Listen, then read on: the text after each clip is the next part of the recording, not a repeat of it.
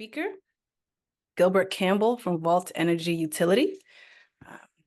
Gilbert Campbell is the founder and CEO of Vault Energy Utility, a national renewable energy firm that finances and develops utility-scale solar and energy storage projects for large corporate clients, municipalities, and other institutions.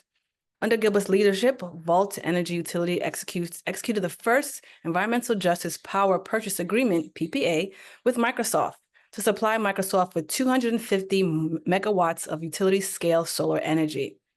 This innovation project represents Microsoft's first utility-scale solar power purchase agreement with an African-American energy solar development firm. Yes, I see the claps. Let's take a pause and highlight that endeavor. Vault Energy Utility and its corporate partners contribute a portion of revenue generated by the EJPPA into the Sharing the Power Foundation, founded by Vault to support environmental justice and clean energy organizations and programs. The foundation also focuses on developing a pipeline for students from historically Black colleges and universities for careers in the clean energy sector. Gilbert serves on the board of directors at the Solar Energy Industries Association, the Clean Energy Buyers Association, the American Association of Blacks in Energy, and is advisory board member of 3 Degrees, and is a board chair at the Sharing the Power Foundation. Gilbert is an advocate and spokesperson for diversity, equity, and inclusion in clean energy, environmental justice, and sustainability, and regularly advises federal and local officials, corporations, and other key stakeholders on policies and best practices. Gilbert has been nationally recognized for his efforts and has testified before Congress regarding the need for increased minority participation in the renewable energy sector. In 2016, the Obama administration presented Gilbert with the White House Champions of Change Award for his leadership in advancing climate change equity. Gilbert has been named in Ebony Magazine's as 2014's Power 100 list, which recognizes the influential achievements of African American annually. Under Gilbert's leadership, Vault is a 2014 recipient of Amtrak and the Washington Wizards Pioneer Award, with honors companies that have made a positive impact in their community. Lastly, realizing that change begins with preparation, Gilbert has been a vocal proponent of STEM education and outreach opportunities for young people across the country. Without further ado, I'll pass it over to Mr. Gilbert Campbell from Vault Energy Utility. Thank you very much, Amy. And I apologize. You got the very long version of my bio. So it's okay. We want to feel all the energy. We want to feel that long version. So a quick question before we get started. Do you want me to share my screen to leverage my slides, or are you going to pull that up? Whatever you feel comfortable with. You can try to just pull your slides, or we can leave it for you. Okay, if you can pull it up, that would be fine. I'll work on that now. Okay, perfect. And so, well, good morning, everyone. As Amy mentioned, my name is Gilbert Campbell. I'm founder and CEO of Vault Energy Utility. And before I get into kind of the presentation talking about how can we leverage really clean energy to also make impacts as relates to social causes like environmental justice, we're just going to get a little bit of my background. So I am a proud Howard University grad. However, for my Drexel folks, I'm also from Philadelphia. So if I didn't have this background, if you can see this Philadelphia Eagles cup. So I definitely have Philly roots, but I bleed Bison blue. So how I got started, when I finished Howard University, I went to work for Accenture doing management consulting work, got a wonderful opportunity to meet with a lot of C-suite executives like CEOs, very senior people at companies, and really help them solve some of their biggest business challenges of the time. And I've always been blessed since, was a little kid with wonderful mentors, and I always knew I wanted to be an entrepreneur and didn't know exactly what I wanted to do, but I wanted to start some kind of business that would have a social impact. So I had an opportunity in 2007, before clean energy was even really cool, to help a company that manufactures wind turbines do some sales in Central and South America. So we were working on trying to help them develop a wind power plant in Panama. So going to all these clean energy conferences, I didn't know anything about clean energy. I just knew how, new business development and how to sell. There was literally no young people, no diversity, and had a lot of people come up to me at these conferences and like, what do you do? And I was sharing that I was helping, this company and wanted to learn more about the industry and continue to build and got more mentors that took me under their wing. And so in 2008, one of my good friends from undergrad, Antonio Francis, we decided to launch a company called Volt Energy. And we really had two kind of North Star principles with that company. Number one was to make sure that we were bringing solar to communities that were not privy to solar, that didn't have solar companies sharing with them the benefits of solar. We're talking about under-resourced Black and Brown communities. And the second thing was making sure that young people, with a hyper emphasis on young people of color, were also being privy to the wonderful opportunities in clean energy, both wealth creation opportunities, opportunity to get into, an emerging industry at the ground floor. So a lot of the work that we did in Volt Energy was around that type of stuff. So as an example, we installed solar energy at Florida Avenue Baptist Church, which was the first African-American church ever to have solar energy. By far, the smallest project we've ever done is about 10 kilowatts, enough to power probably 1.5 homes. They're using modest energy to put in perspective. But what we really wanted to set out to do was show that, in the African-American community, we get technology and it's just, it's plug and play. It's not that complicated. But we also, we knew that the church was the epicenter of the community, actually sits a couple blocks away from Howard University. So we did the project and was fortunate at the time to have Lisa Jackson, who was the EPA administrator during the Obama administration, to come out and give keynote remarks. So that got a lot of media attention. And then, believe it or not, this small little project, National Geographic did a feature on it, showing just the power of, no pun intended, how projects in Black communities can really have a big impact. And what do I mean by big impact? So this small 10 kilowatt solar system at Florida Avenue Baptist Church led to a lot of other churches of all denominations looking at how could they do the same thing. So the pastor of Florida Avenue Baptist Church really started to kind of go around, sharing best practices. They've had churches, synagogues, like I mentioned, all sources of faith flew in to really see the project. And then we helped the members of the church establish a green ministry, taking it a step further, not just understanding solar, but how can they reduce their carbon footprint to be able to save money on their utility bills, but also reduce the amount of carbon that they're using at home. So that's one example. As I mentioned, with young people, was really important to us as well. So we've done a lot of projects at HBCUs. I'm very proud. We're finalizing a second phase of projects we've done at Howard University. We've got about 13 buildings on Howard's campus that are powered by solar energy. And so we've had an opportunity to have Howard students participate as interns to understand kind of what goes into getting the projects to work. But again, Howard being, a leader amongst universities and HBCUs is leading to other universities looking to be able to do the same thing. And we work with majority institutions like Wake Forest University.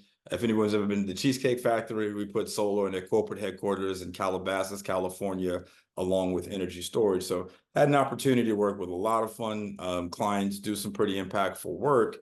But then tragically, around the time that George Floyd passed, a lot of the big tech companies, think of the Amazons of the world, NVIDIA's, Google, Microsoft, et cetera, they have these large data centers which they use for like their cloud computing needs, as well as with the growth of AI. They require a lot of power, and they have very aggressive decarbonization goals at these various tech companies, which they want to offset the power they're using from fossil fuels with clean sources of energy like solar. And so, but they also have strong supplier diversity goals to work with diverse firms to help them, with the various products and services they need to run their respective organizations. So one of the areas that they highlighted was they were signing all of these power purchase agreements, and they were not working with a lot of diverse developers because unfortunately there are not a lot of us in this space. So I think Amazon might have been the first company that reached out to the Solar Energy Industry Association, where I sit on the board, and said, do you know of any diverse developers? And they mentioned my name. So reached out and said, hey, would you be interested in developing, talking to us about some of our utility scale solar needs? And for those who don't know, utility scale, I use a lot of buzzwords. It's basically the solar farms like you see here. Distributed generation is what you consider more like the rooftop solar and solar carports. So you're talking about developing solar projects at scale on large parcels of land. And so, we've always learned from business, if you can't do something, or if, just to be transparent, I said, look, appreciate the opportunity. We just aren't set up that way at this particular time, but if things change, reach back out. Then Google reached out and a few other tech companies. And at some point, I'm like, okay, as I mentioned earlier, I have a background in consulting. My parents didn't raise a fool. There clearly was a business opportunity to look at, could I, start a business getting into the utility scale or solar farm business.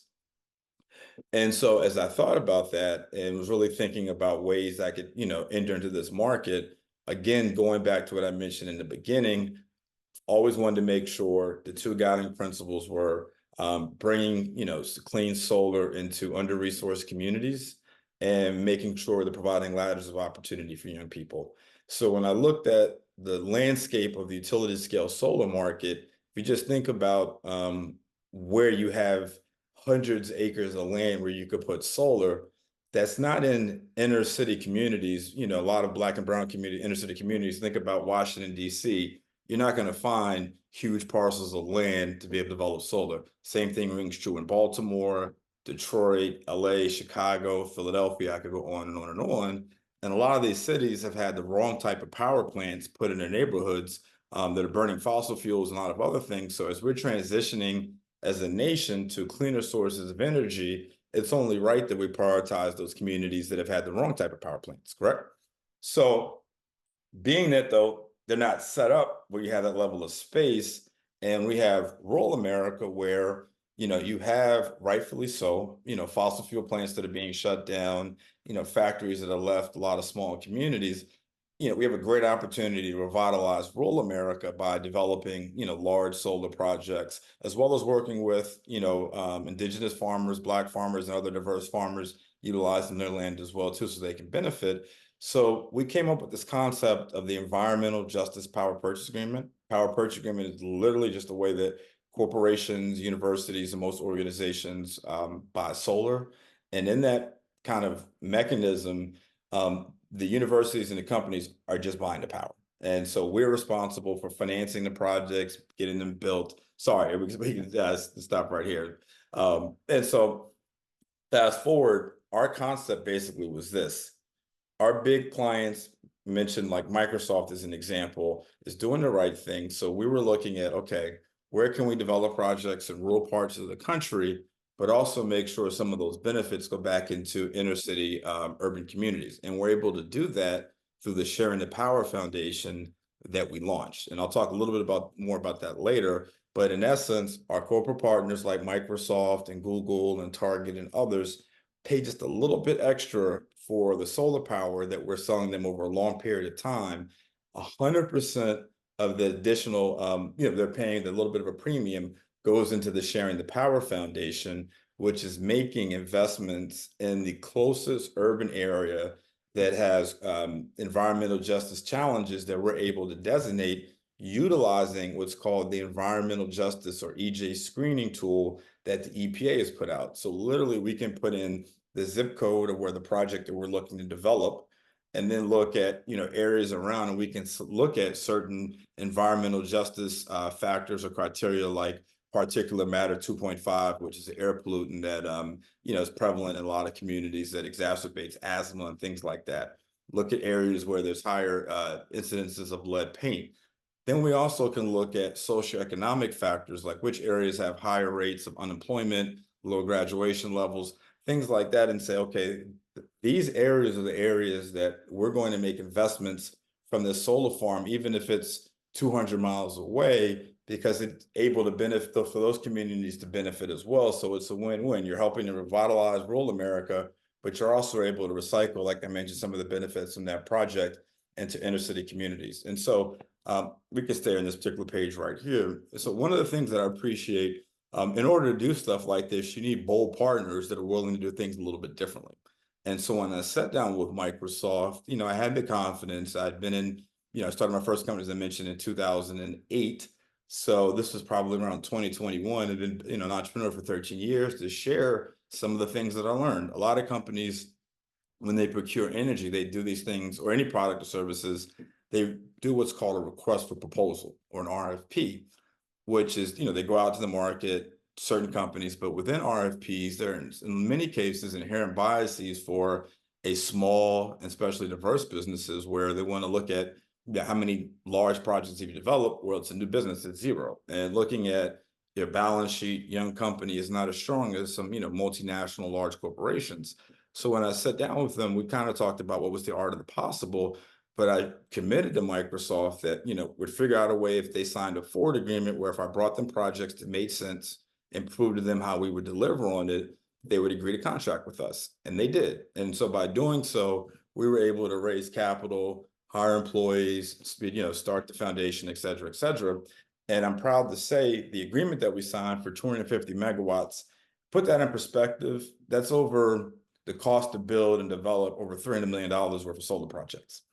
And so we have exceeded that and have done over 350 megawatts to date with Microsoft, and that's led to a lot of other corporate projects as well too.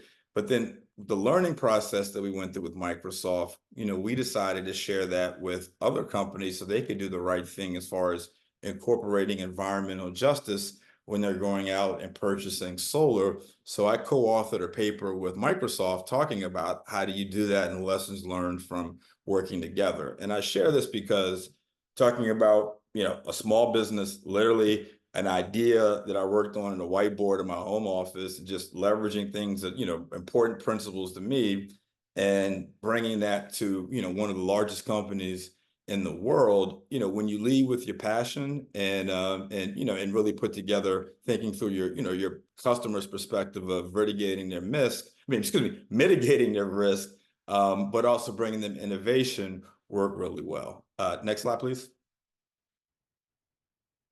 So I talked a little bit about how, the environmental justice PPA works, but I will say this, because it takes a while for projects to be developed, um, as a company, Volt Energy Utility, we've invested $1 million of our own capital into the foundation, which has allowed us to do some pretty impactful stuff, which I'll talk about in a second. But our Microsoft projects and projects with other corporate partners, over the lifespan of the projects, which can be 15 to 20-year contracts, thus far is going to put over $30 million into a foundation that's making impactful investments in communities across this country. Next slide, please. Keep going. Keep going, please. Okay, we can stop here for a second. So the foundation really makes investments in two areas. One is making grant investments in communities. Talk about that a little bit more. But the second thing is making sure that we're investing in young people, which I believe is the greatest investment that you can make. Starting with students at historically Black colleges and universities. We don't exclude students that are at majority universities, but we also, recognize that there's a significant diversity gap in the solar energy space. It's getting better. But I have a lot of my peers that reach out, and Gilbert, we're trying to, quite frankly, diversify our teams. Do you know anyone? And there's certain areas I'm like, yeah, like, are you showing up at HBCUs or other major colleges and looking for diverse talent? But there's some areas, quite frankly, where there's not a lot of diversity. So just said, you know what, why don't we just do what we can do to help create that, drive and momentum. So we started this fellowship program. I would encourage anyone that's interested to reach out to Sharing the Power Foundation. It's sharingthepower.org. And it's pretty simple. So we started out 2022 with just 6 fellows, 2 from Howard University, 2 from Clark Atlanta, and 2 from Virginia State. But the students all were given paid internships as a 10-week fellowship program in industry to get them real life experience. But we have this unique thing on Fridays, we call it Power Fridays, where we bring in speakers. We brought in the director of environmental justice from the EPA to talk to the students, the CEO from the Solar Energy Industries Association, some of our corporate partners like Microsoft. We brought in the sustainability director from NBC Universal. She talked about how they're incorporating sustainability into movies and to TV shows and stuff like that. And then once they finish the program, all the students get a $10,000 scholarship that comes with some requirements. And those requirements are that they're sharing their experiences on campus to really be, to be like spokespeople to really help get more students engaged. Next slide, please. And so our hypothesis was proved correct. So we had 6 students the first year. In 2023, we had 20 students to apply for 14 fellowship positions. Next slide, please. So this past year, we had 172 applicants for 20 positions, for 20 fellowship positions. And we expanded it to 24 because we wanted to make sure that we could add as many as possible. We did not want to water down the program. So for 2025, we will be scaling up the fellowship program, but we have, HBCUs from all across the country, not just the typical HBCUs that you normally hear, a lot of smaller HBCU students as well. If you go to the next slide, please. These are where our fellows worked this summer. So we had 2 wonderful fellows of Volta Energy Utility, one from Texas Southern University and one from Howard University Law School, but ranging from Sloan Kettering Cancer Center, New York, to Nike, to Microsoft, to Amazon. So I'm making the pitch for those that are interested in clean energy and learning more about environmental justice. You can be part of a fellowship program, get a paid internship, the professional development, as well as a scholarship. And so can we move on, please, to the next slides? And we got a few more minutes left. You can keep going. Okay, keep going. Keep going. We can stop here. So if you go up, this is cool. So the first thing is we make investments in young people through the fellowship program. The other thing that we do, and for both under-resourced minority communities, but also under-resourced rural communities, because it's environmental justice issues in those communities, as I mentioned. You have coal miners that have risked their lives for centuries to make sure that we've had power.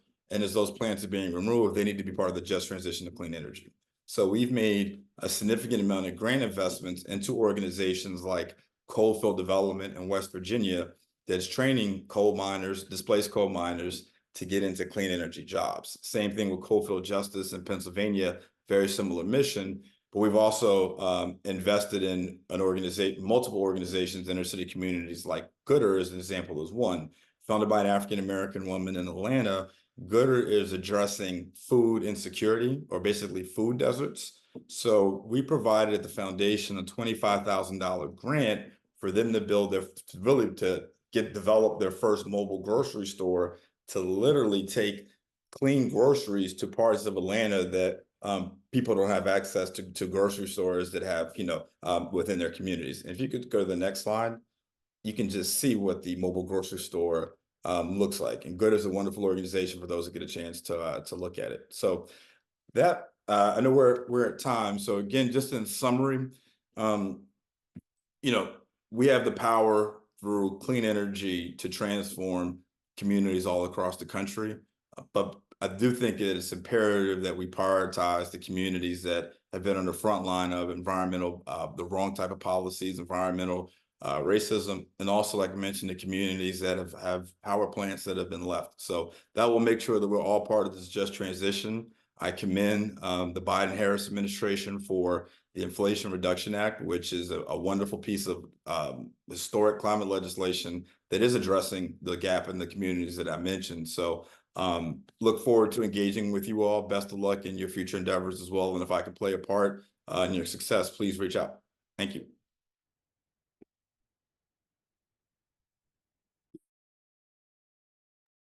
Nathaniel, we have a couple minutes for questions. If you have 3 or 4 more minutes, Mr. Campbell. So please raise your hand so I can call on you to unmute. Go ahead, Cameron. Hi, my name is Cameron. I'm a 5th-year architecture major from Philadelphia, PA, and I actually go to Howard University. My question is, do you draw any inspiration from other cities as they're making more efforts to go green? I know I've looked into Singapore, and they're a more green city than some of our major cities. I'm wondering if you actually take inspiration from other places to see how you could better improve upon your craft. Yeah, that's a great question. We do. I would say most of the work that we're doing is, well, not most right now, is all of this domestically. And each state has different policies. And so part of what makes solar development work is you got to have local incentive and policies to work. So, I've mentioned before, I've testified not just before Congress, but also before public utility commissions that help pass laws that allow you to develop clean infrastructure. And looking at things like, particularly out west, that California has done, and other places, to be able to bring some of those things into areas where it may be a little bit more challenging, like the Southeast, where you have a lot of most environmental justice challenges, but you have utility companies that are monopolies that makes it really hard to do. And so using some of the creativity that we've seen in other parts of the country has enabled us to have some change in some of those difficult markets where we've been able to successfully develop projects. So great question.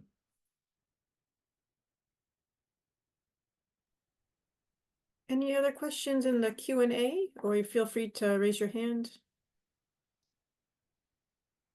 And Dr. Burke is has been a tremendous mentor, resource to myself, and she also sits on the board of the Sharing the Power Foundation. So, if you want to reach me, Dr. Burke knows how to get to me. Great. I can put your email and, if you want, and your LinkedIn in the chat. You can do both. Well, thank you so much for your time. We appreciate it, and promoting all of the work you're doing on the increasingly larger scale. Thank you all. Have a wonderful rest of your day, and enjoy the rest of the seminar.